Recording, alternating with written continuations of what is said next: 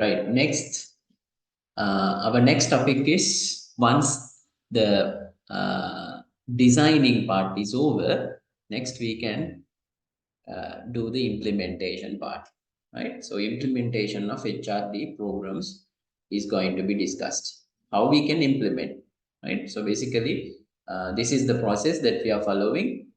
This is the assessment and designing that part was done. And now this part, delivering the HRD program or intervention based on the design components. So basically based on the designing, we can implement the program. So in the implementation, what we are supposed to discuss, these are the learning outcomes, and our focus mainly is in more detail on the array of methods, basically, rather than just implementation is just an implementation. No need to talk about anything about implementation. Nothing, there is nothing to discuss in the implementation, right? Just what we did, what we already designed, need to just implement it, right? So nothing is there to discuss, obviously, right? So, but here in this lesson, our focus is to discuss the methods available. As we discussed at the beginning, at the in the previous lesson as well, we were talking about different methods, right? So just basically, we need to take talk. We need to design about the. We needed to design about the methods of training or methods of development at the designing stage, right? But we didn't discuss about the methods available in detail. But at this point, we are going to discuss the methods. What are the methods available? We in the previous lesson we just discussed about the methods, not the methods in detail, right? So we simply discuss about methods to be selected at the designing stage, right? So, but here we are going to discuss what are the various methods available for training and development, OHRD, right? So, what are the methods available rather than discussing about the implementation, right? So, at the implementation, we are supposed to discuss the methods available. Right. On the selection of the most appropriate methods for conducting HRD program. So that's the basic focus here to discuss. Training is intended to increase the expertise of trainees in a particular area. When thinking about what training methods to use, it is useful to consider current level of expertise. So as we discussed earlier in the previous lesson, uh, we need to, in order to select the training methods, we need to think about what level of expertise required at the training or development program. As you see this picture, we have the learning pyramid, right? So learning pyramid is there. Suppose you are a novice. Novice is like apprentice, right? Apprentice. So you are new to the field, still having the less training. on a particular area. You are an intern, you know very few things on that area. You are a new person to a particular subject area. In that case, what type of methods that can be used since you are a novice, since you are a newcomer to the field, right? So in that case, you need to have more guided factual uh, methods, confused factual methods, right? But if you are an expert on that area, and so you can use more exploratory, creative, focused, confident method, right? So in between, you can select other methods as well. So basically, you need to think about the level of expertise of the participants first in selecting the training method. So there are basically we discuss some other factors to be considered apart from the level of knowledge, objectives, cost, and time resource availability. All these things were discussed in the previous lesson in order to select a particular training method. But please remember, this one is again another factor in selecting a training and development program. The participants' level of understanding on the particular area is need to be considered. That is highlighted in this lesson, in this slide, basically. Right. So this is just a slide. And that is explained by this slide. So this particular slide is explained by the following slide. Novice trainees require more guided or instruction centered training methods. As level of trainees expertise increases, the ideal training method like to shift towards exploratory or experiential methods. Right. So basically, that's what we need to think about. If the trainee is a more novice or new comer to the field, then more guided instructions need to be given. But if the trainee is an expert, more exploratory or experiential methodologies can be used, right? If, for example, if I am going to a particular training on HRD, then what method that the trainers can use to train me, for example. I'm an expert on the HRD area. Then in that case, this type of experiential methodologies can be used to train me. An effective HRD program should first identify where trainees fall along the learning continuum. This is the learning continuum, right? Learning continuum, learning range. This is the range that learnees can be placed, whether he is a novice or an expert. These are the two extremes on which we can plot a particular trainee where he is located. Maybe sometimes he may be located on this at this point.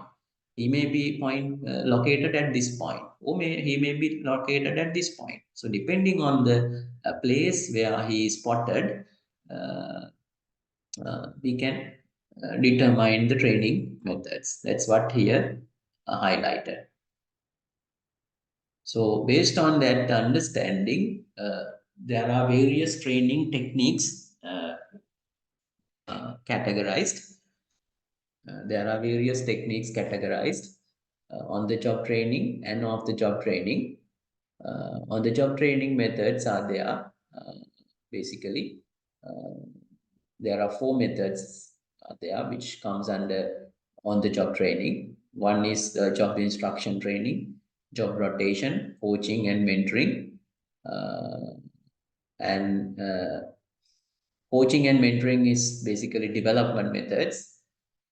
Rotation is again development method, and job instruction training is a training method, right? So when you divide these methods into training and development, basically first one is the training method. All the other all the other three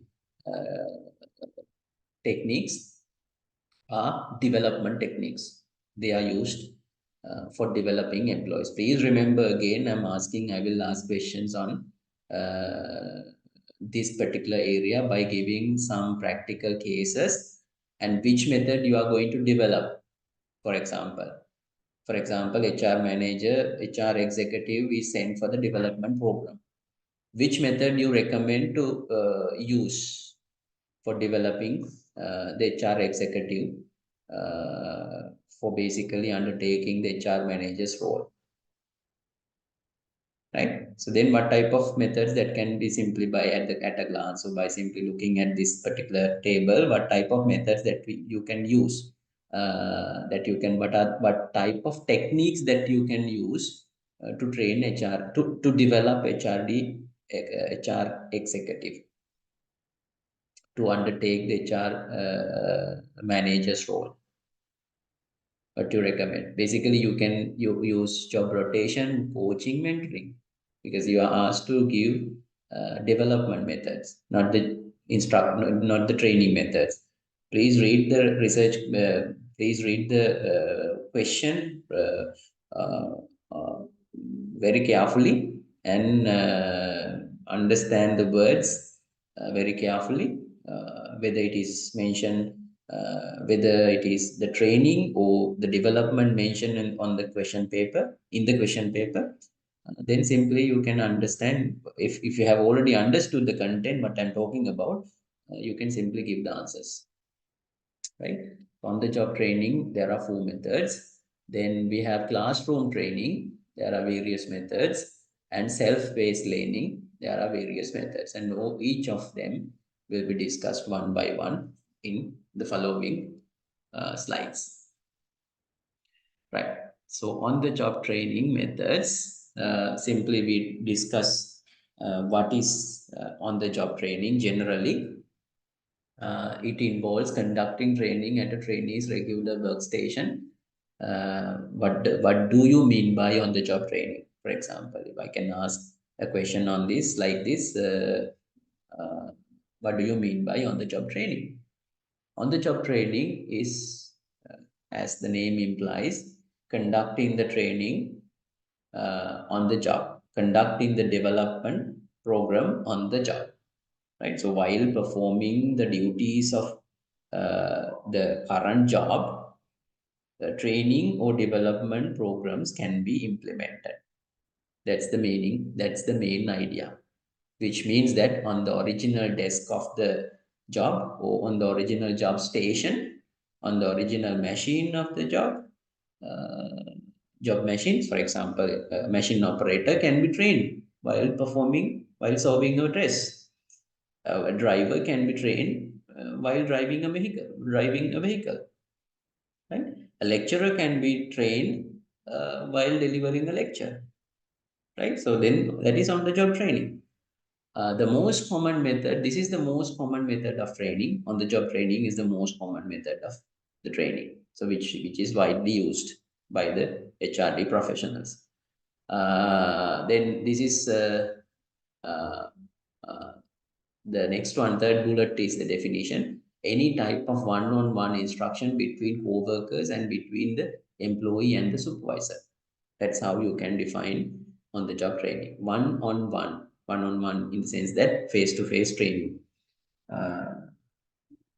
Right. Unfortunately, on the job training is conducted informally without formal structure, planning, or careful thought. Unfortunately, much on-the-job training is conducted informally without formal structure, planning, or careful thought.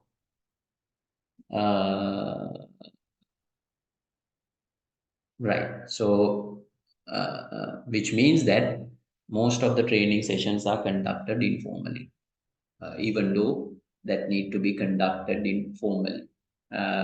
Structured on-the-job training programs are generally conducted by an assisted, assigned trainer who is recognized, rewarded, and trained to provide appropriate instructional techniques. So obviously, uh, uh, to have the on-the-job training, an expert need to be occupied.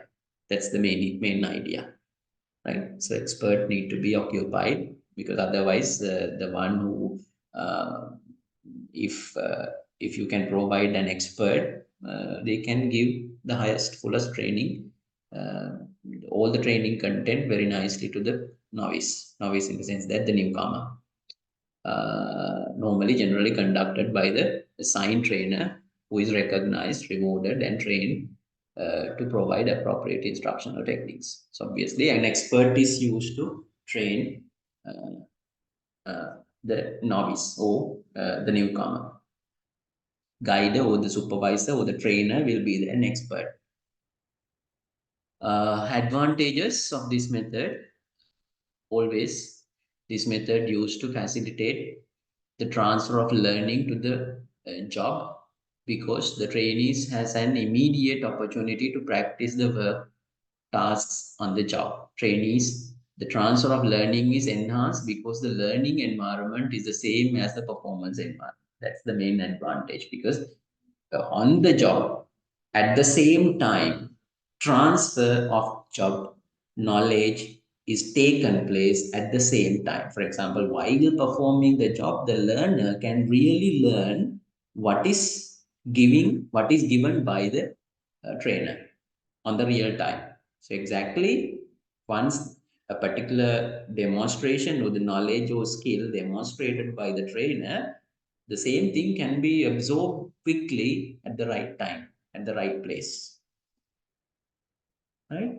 So that's an advantage, because otherwise, if you train off the job, a particular demonstration outside the job is given, and you need to apply that after the training session, because you are being trained at the outstation.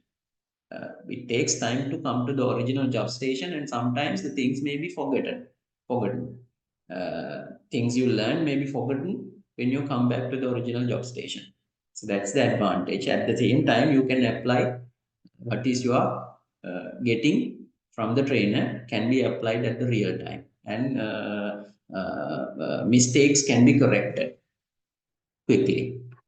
OJT reduces the training costs, right? Because as you know, while performing the original job, which means that employees located at the original job, and then the performance is increased while employees performing. At the same time, training is given, right? Then performance factor for the organization is not harmed. The performance is not obstructed, because a certain level of performance is maintained. At that time, the employee is given the training, right? So then no need to allocate a particular training time or training cost for the employee. While performing the original duties of the job, he is being trained, right? He is normally trained. For that, then from that, basically, the cost and the time is saved. That's another advantage. Limitations, disadvantages. Job site may have physical constraints, noise, and other distractions that could inhibit learning. Because while the employee is being trained, uh, sometimes, because the employee is located in the original job station, especially in case of machine learning skill training, there may be huge noise, because the original in manufacturing setup, normally the entire production process is being uh, uh, implemented. So in that case, the training is maybe obstructed due to huge noise and original job activities. Uh, that's the one limitation. And using expensive equipment for training could result in costly damage or disruption of the production schedule, right? Because employees being trained while performing the duties. In that case, sometimes some machineries may be damaged, because employees not really trained with the machine, for example. Or maybe sometimes the production schedule may be obstructed, since employees still learning. It may take time to complete the duties and tasks, because still employee is a newcomer and still being trained. In that case, employee take much time to train the things and complete the things. In that case, the overall production schedule and performance outcomes may be harmed or may be obstructed, may be impacted, and customers become inconvenienced. Right? So sometimes customers have to wait much time if the employee needs some response from the employee side, because employees make still learning the things, especially in case of banks.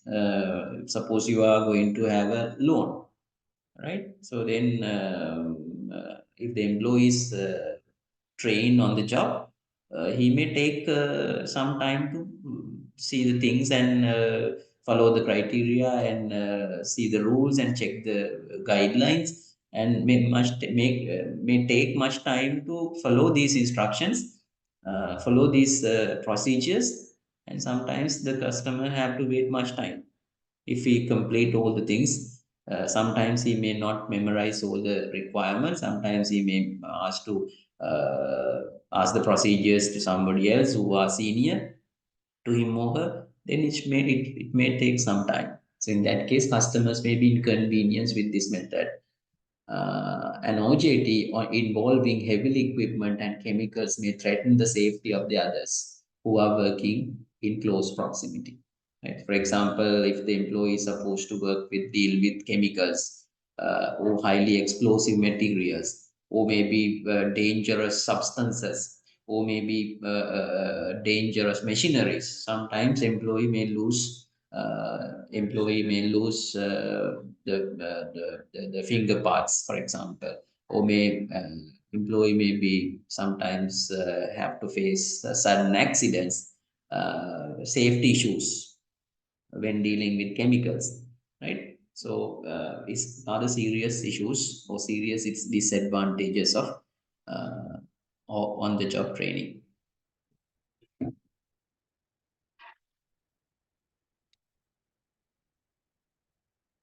Right. So various techniques are there on the job training techniques, and those things will be discussed next time. Since I have only 9 minutes to go. Right. Done.